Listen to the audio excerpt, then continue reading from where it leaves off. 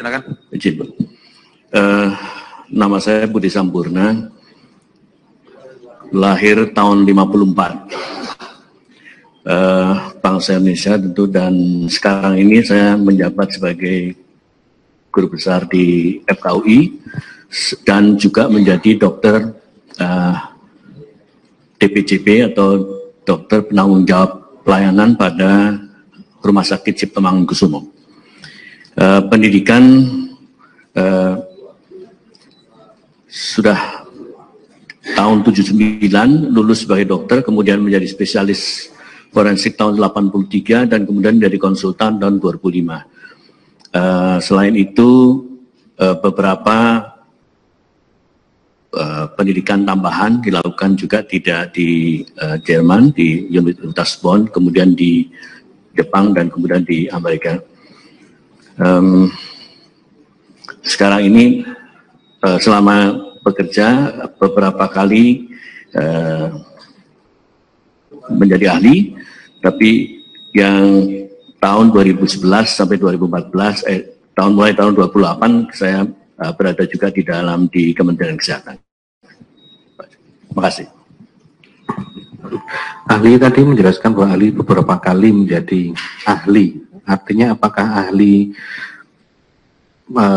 mempunyai pengalaman untuk menjadi ahli untuk menerangkan khususnya tentang kedokteran forensik ataupun kematian pada korban yang juga menjadi persidangan yang kemudian nanti memberikan keterangan? Ya. Apakah juga termasuk menangani kasus karena kematian karena racun? Ya. Pernah juga. Bisa dijelaskan dalam kasus apa? Ya. Di Indonesia, terutama di Jakarta, yang banyak adalah hanya keracunan insektisida, dan pada awal-awal dulu masih banyak juga keracunan CO, karbon monoksida. Sedangkan keracunan cyanida sangat jarang. Kemudian saya juga belum pernah menerima orang yang keracunan cyanida. Selain itu, saya pernah juga ikut pada kasus keracunan arsen, dan waktu itu kita, karena sebetulnya yang melakukan pemeriksaan ada di Belanda, jadi kita yang melakukan diskusi di sana untuk membahas tentang hasil-hasilnya. Saya kira itu, Mas. Kasus kematian arsen itu yang Pak Saudara maksud adalah kasus pada kematian kasus Munir itu? Iya. Oke.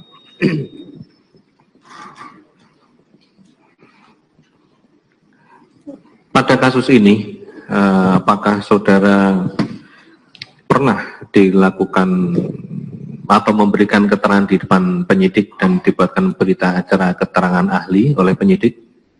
Iya, sudah. Pernah. Apakah sampai saat ini keterangan yang pernah ahli berikan ke penyidik ada perubahan atau akan dirubah? Saya kira tidak. Tidak.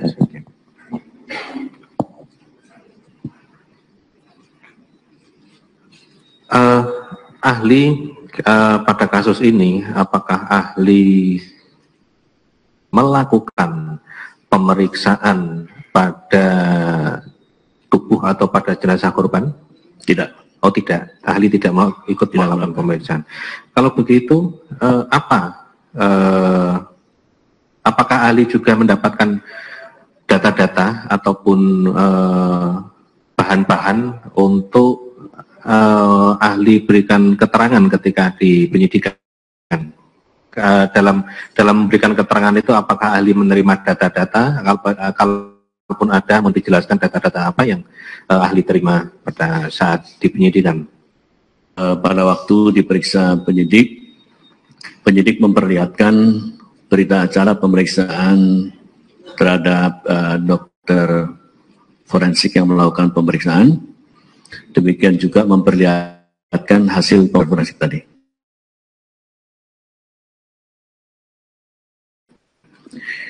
Yang dilakukan oleh toksikolog dari Mabes Polri, dan kemudian atau meminta pendapatnya atau pertanyaan yang harus dijawab. Terima kasih.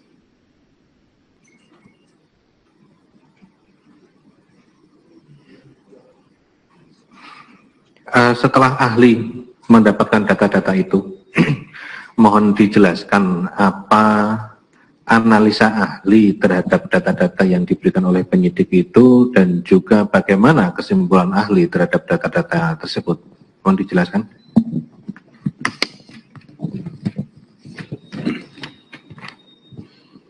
Ya,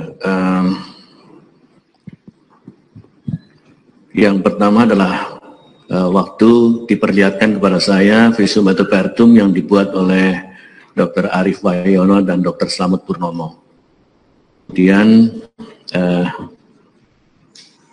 saya diminta untuk menjelaskan mengenai beberapa tindakan yang telah diambil oleh Dr. Arief Wayono dan Slamet Purnomo. Khususnya adalah beberapa tindakan yang pengambilan sampel tadi. Dan kemudian saya menjelaskan bahwa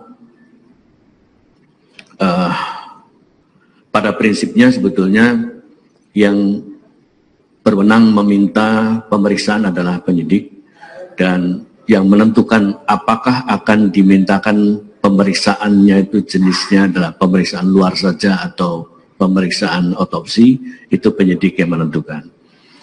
Nah, di dalam KUHP pasal 134 itu jelas mengatakan bahwa kemungkinan untuk melakukan pemeriksaan luar atau pemeriksaan luar saja itu memang ada. Di dalam pasal 134 ayat 1 disebutkan bahwa dalam hal sangat diperlukan di mana untuk keperluan pembuktian bedah mayat tidak mungkin lagi dihindari, penyidik wajib memberitahukan terlebih dahulu kepada keluarga korban. Dan biasanya di dalam praktek surat permintaan visum itu sudah menyebutkan minta pemeriksaan bedah jenazah, tetapi kemudian harus menunggu keluarga korban. Dan kalau keluarga datang, kemudian harus dijelaskan. Harus menunggu keluarga korban, ya. Karena undang-undangnya menyebutkan bahwa penyidik wajib memberitahukan terlebih dahulu kepada keluarga korban. Kemudian di dalam ayat 2 bahkan menyebutkan dalam hal keluarga keberatan, penyidik wajib menerangkan dengan sejelas-jelasnya tentang maksud dan tujuan perlu dilakukannya pembedahan tersebut. Jadi itu yang mengakibatkan kita harus menunggu sampai ada keluarga korban dan kemudian itu. Tetapi ayat 3 memang mengatakan bahwa apabila dalam waktu 2 hari tidak ada tanggapan apapun dari keluarga atau pihak yang perlu diberitahu tidak ditemukan, penyidik segera melakukan ketentuan sebagaimana dimaksud pada pasal 133 ayat 3.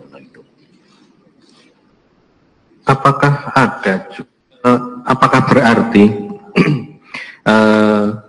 tindakan tersebut harus menunggu persetujuan dari pihak keluarga? Mohon izin Pak Yang Mulia, undang-undang ini memang tidak mengatakan bahwa harus dengan persetujuan, tetapi juga tidak mengatakan apakah boleh dilakukan tanpa ada persetujuan. Yang jelas adalah bahwa dalam 2 hari tidak ada tanggapan, jadi kalau tidak ada tanggapan, atau keluarga atau pihak yang diberitahu tidak diketemukan, itu baru boleh dilakukan tindakan.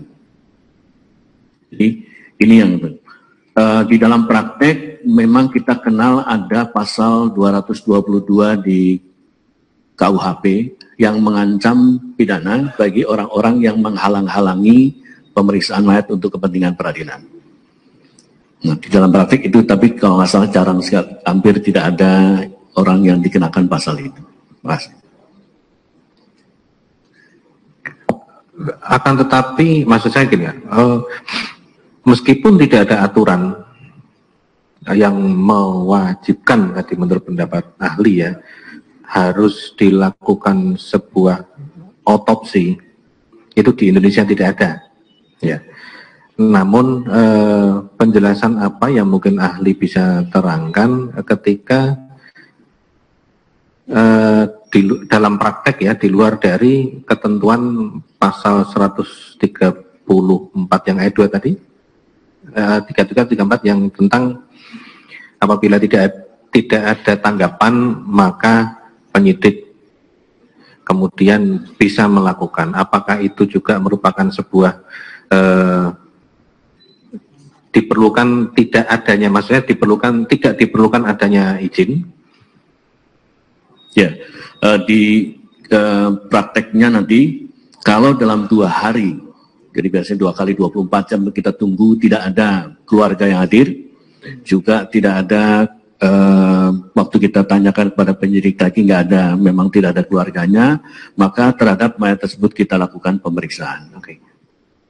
Bagaimana terhadap prakteknya terhadap keluarga korban yang kemudian keberatan?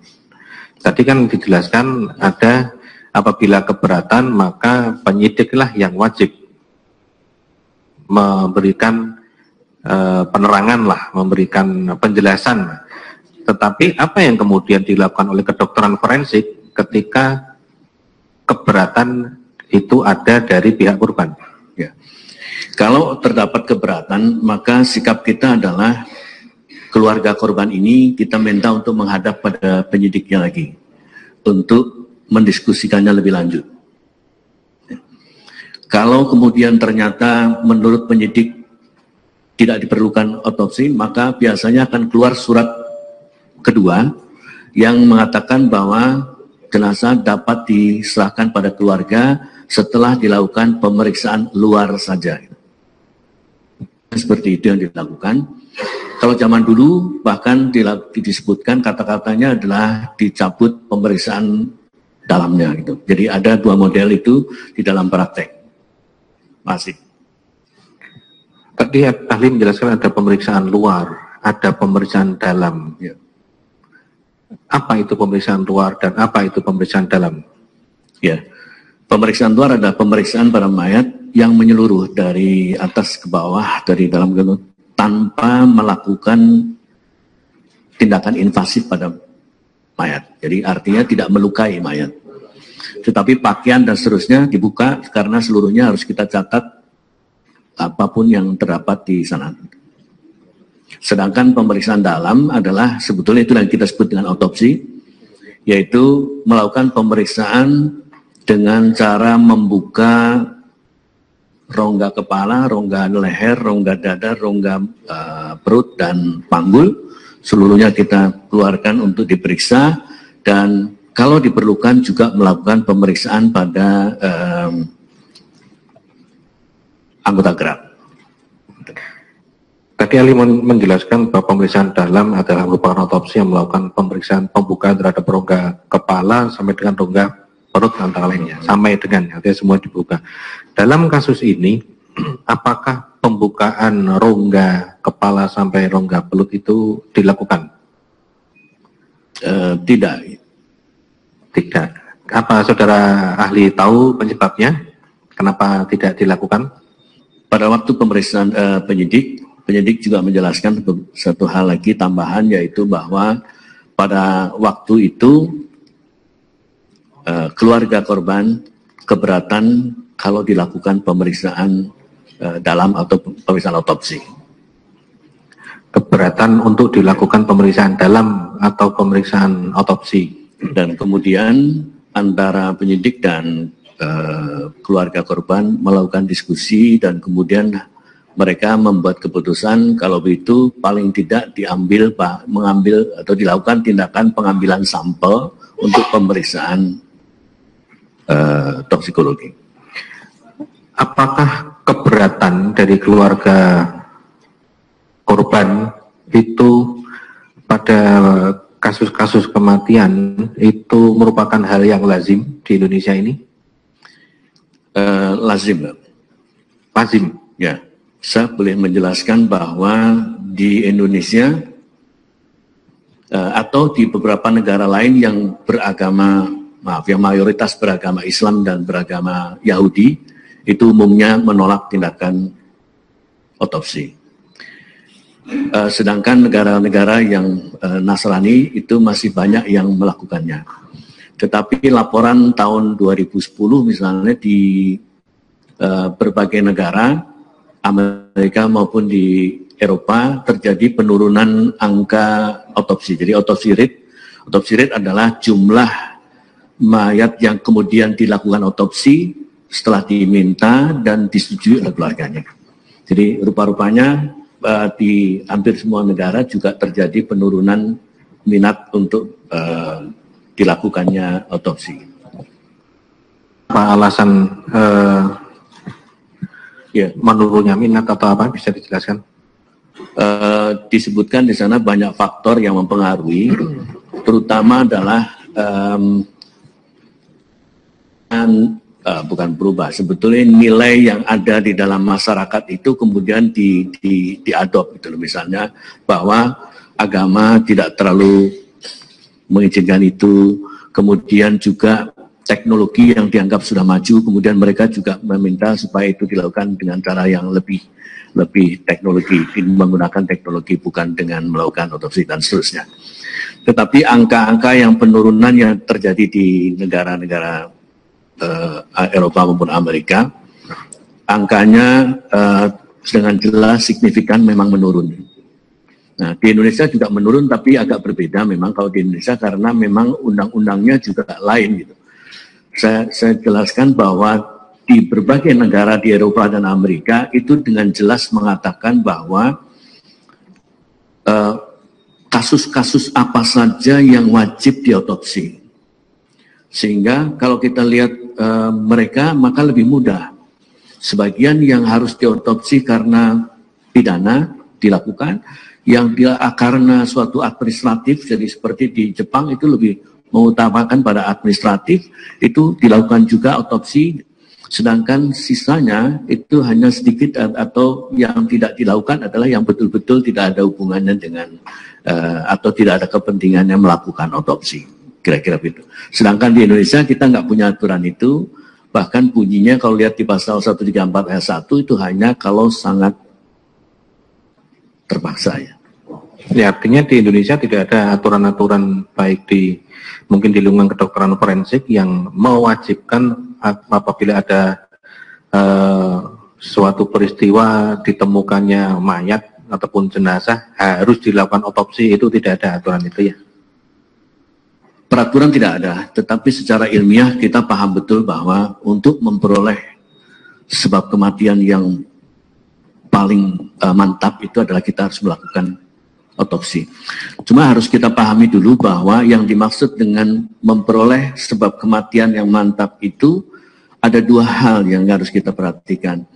Pada orang yang informasi medisnya sudah cukup, maka tidak perlu dilakukan otopsi. Misalnya adalah orang yang sakit kemudian dirawat di rumah sakit, atau orang yang kena kecelakaan, trauma dan seterusnya kemudian dirawat di rumah sakit. Maka selama perawatan itu sudah sempat dilakukan pemeriksaan-pemeriksaan sehingga dokter sudah bisa melihat informasi medisnya itu apa saja sehingga dia bisa sudah menentukan sebab kematiannya. Kalau kemudian jenazah pasien itu kemudian meninggal. Sedangkan pada mayat yang kita temukan sudah meninggal, termasuk orang yang datang ke rumah sakit sudah dalam keadaan meninggal, itu sulit buat dokter untuk membuat kesimpulan sebab kematian. Karena apapun yang diceritakan orang itu belum tentu benar. Jadi harus kita lakukan pemeriksaan lebih dahulu. Jadi beberapa pemeriksaan harus dilakukan. Termasuk dalamnya adalah otopsi. Kalau di daerah yang tidak ini tidak urusan pidana ya. Untuk memperoleh sebab kematian pada suatu penyakit tertentu, maka dilakukan satu semacam studi epidemiologi sehingga dia akan bisa juga kita tetapkan sebab kematiannya. Tetapi tidak untuk kepentingan hukum. Jadi untuk kepentingan hukum kita yakin harus dengan seyakin-yakinnya sebab kematian tadi. Jadi harus menggunakan pemeriksaan yang bisa merepresentasikan pemeriksaan seluruh tubuh tadi, gitu kira-kira. Nah, kemudian tadi ahli menjelaskan bahwa untuk dapat mengetahui sebab kematian harus dilakukan pemeriksaan dalam. Namun juga bahwa ada faktor diperlukan kepada keluarga dan juga diperlukan keberatan atau tidaknya keluarga korban. Apakah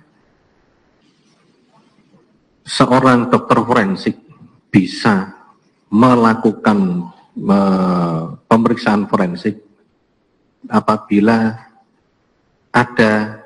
tetap ada keberatan dari korban, dari keluarga korban? Artinya keluarga korban tidak mengizinkan atau keberatan, tetapi pihak kedokteran forensik tetap melakukan otopsi. Apakah itu bisa dilakukan? Tidak pada umumnya, Pak. Tidak pada umumnya. Kenapa tidak dilakukan? Hanya satu, yaitu yang tadi ayat 3, Pak. Kalau dalam 2 hari tidak ada tanggapan atau tidak ditemukan keluarganya, maka bisa dilakukan. Artinya itu sebenarnya diketahui, betul. Keluarga keberatan. Kemudian kalau keluarga keberatan, kita nggak berani, Pak. Kecuali polisi melindungi kita, ada di sana, standby di sana, dan kemudian kita lakukan tindakan. Nah, umumnya polisi tidak akan melakukan itu kecuali dia sudah melakukan penjelasan yang baik pada keluarganya sehingga keluarganya menyetujui.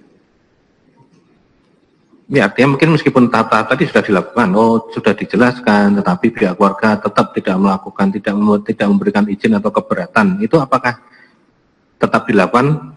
Nah, tidak dilakukan. Kenapa tidak dilakukan? Karena kita masih di Indonesia, Pak. Jadi nggak yakin kita dengan perlindungan keamanannya.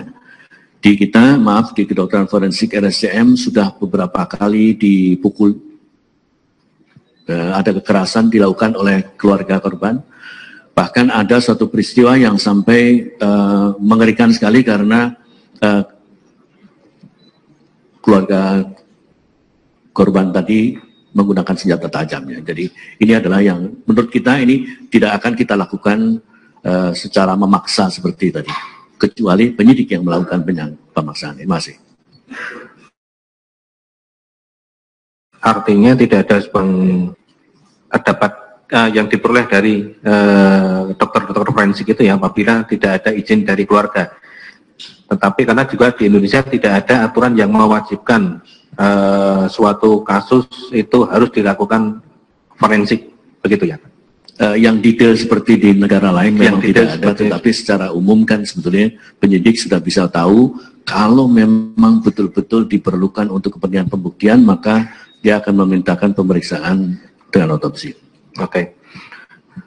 Lantas setelah ahli tadi membaca hasil visum et repertum, kemudian apakah bagaimana keterangan pendapat ahli, apakah apa yang dilakukan dan kemudian hasil visum et repertum yang diperoleh itu apakah sudah cukup untuk menentukan kematian korban? Baik, ini bagian yang paling sulit dijawab ya sebetulnya karena pilihannya adalah sama-sama jelek. Pilihan pertama adalah tidak melakukan otopsi sebagaimana yang diminta oleh keluarga dan tidak dipaksakan oleh penyidik. Yang kedua adalah melakukan tindakan yang bukan melakukan otopsi tetapi memperluas pemahaman bahwa pengambilan sampel itu yang dilakukan itu. Nah, sebetulnya pilihan ini juga nggak lazim kita lakukan di Indonesia, kita tidak lakukan, tetapi dalam keadaan yang memaksa itu atau usulan itu mungkin juga menarik juga. Mengapa demikian? Kalau saja kita hanya melakukan pemeriksaan luar saja tanpa melakukan otopsi, maka tidak ada yang kita dapat apa-apa. Ini pasti nggak akan yang kita peroleh. Tetapi dengan melakukan tindakan yang dilakukan ini, maka setidak-tidaknya sudah bisa ditemukan racunnya tadi. Nanti tentang diskusi tentang itu kita lanjut nanti. Dengan tindakan yang diambil atau yang dipilih oleh ahli kedokteran forensik yang melakukan visum et repertum itu, sudah diketemukan racun.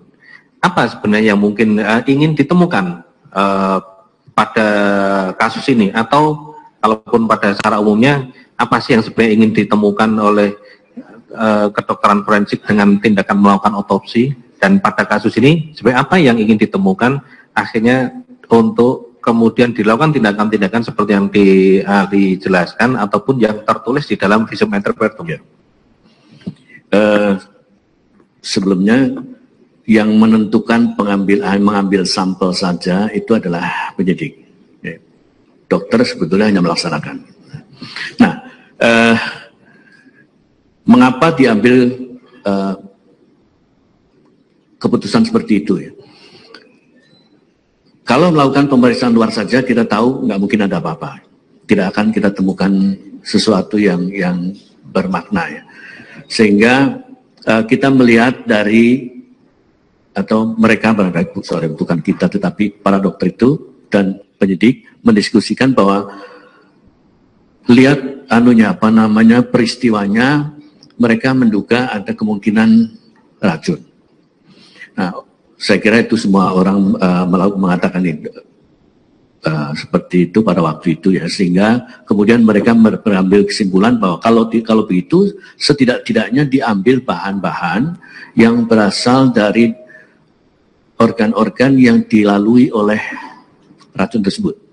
Kalau dia melalui mulut masuknya, maka diambillah daerah yang ujung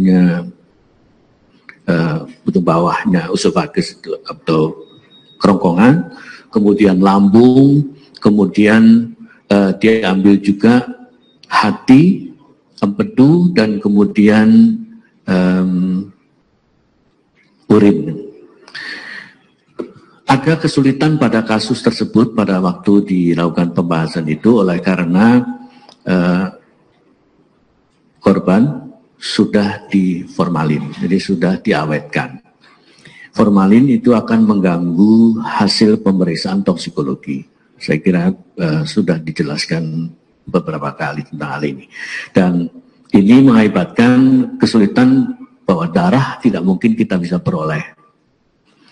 Kemudian ternyata urin meskipun ternyata juga sulit juga untuk memperoleh dari. Jadi itulah kira-kira yang diputuskan untuk mengambil bahan. Demikian. Lantas apa yang dilakukan itu apakah cukup bisa menentukan kematian korban? Maksudnya tadi pertanyaan itu belum dijawab. Ya, sangat tergantung pada hasilnya sebetulnya. Sangat tergantung pada hasilnya. Jadi tidak bisa yakin dari sejak awal. Oke. Dengan hasilnya yaitu kurang lebih pada urin tidak diketemukan, pada empedu tidak diketemukan, pada hati tidak diketemukan cyanida, namun yang diketemukan cyanida hanyalah pada lambung sebanyak 0,2 mg per liter. Apakah itu cukup untuk menentukan penyebab kematian korban?